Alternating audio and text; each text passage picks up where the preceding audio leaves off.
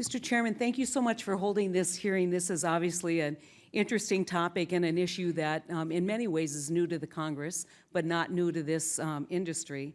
I could give you 50 ways that this policy is wrong on so many levels.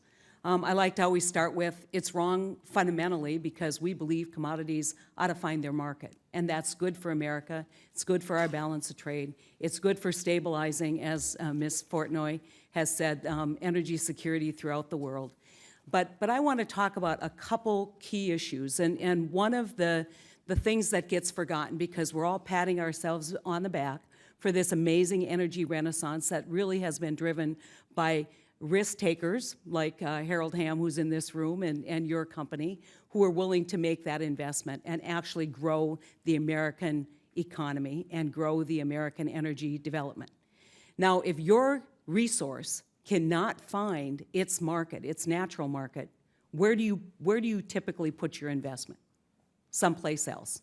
You aren't going to stay investing, and so when people say this will affect national doing nothing will affect our national security, will affect our national energy interests, and fundamentally isn't fair. But I want to maybe point out a couple things because I think we're getting one side of what happens with the workers who are organized in the refineries. But you also have workers who are organized in basically producing steel.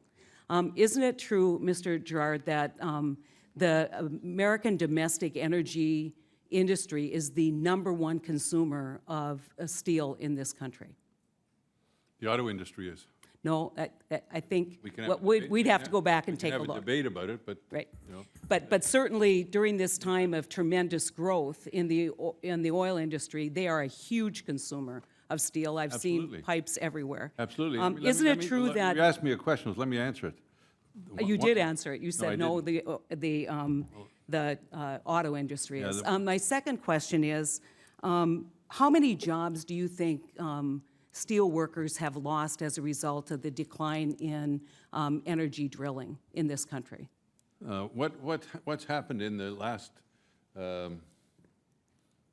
15 months is a loss in the pipe and tube industry that we represent, in that part of the steel industry, probably about 2,000 jobs. 2,000 jobs. Well, let me finish. Those jobs aren't necessarily lost in the transmission.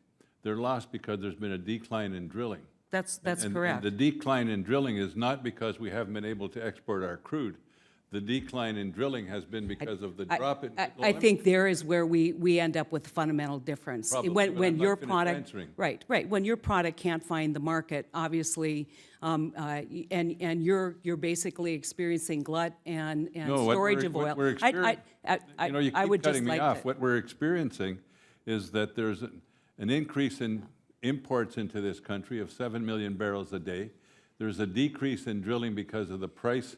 I only have so much time, and so the other point that I want to make, and I guess it's not a question, it's going to be a comment, is that when we look at the domestic refining industry that obviously is incurring a huge amount of, as you have said, capital development, a lot of that is being built on the backs, perhaps, of the consumers, because what we have is we have the refined product being established by an international price, but the input being a domestic price. And obviously, we've seen margins. In fact, I think one BP refinery has actually increased their margins 75%.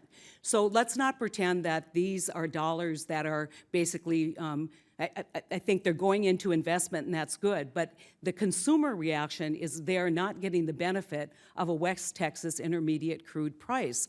And so when we look at it, we need to understand that with the exception of one economic report, pretty much every economist, all up and down kind of the political spectrum, including the economists for the American government at EIA, agrees with Mr. Zucker about the importance of and this kind of counterintuitive idea that lower increase in domestic prices will actually lower prices at the pump. But with a little bit of time that I have left, I really am.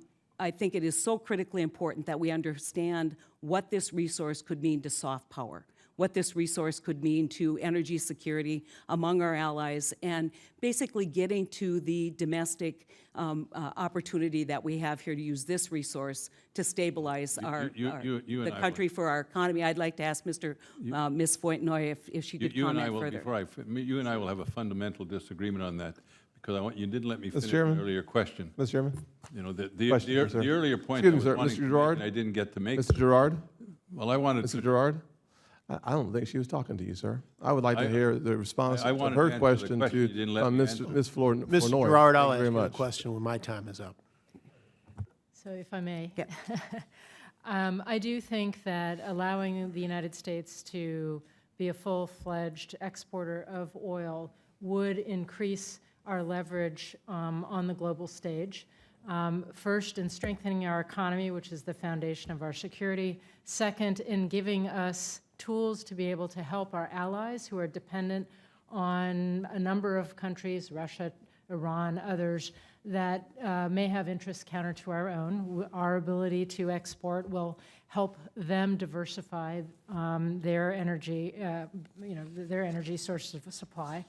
And it also, I think, gives us more tools to leverage in terms of dealing with others who may try to manipulate the market against our interests, and tools that would enable us to use sanctions effectively in future cases by ensuring that we could help ensure alternative sources of supply if we're imposing sanctions on a Russia or an Iran in the future. Mr. Chairman, if I could just make one final point.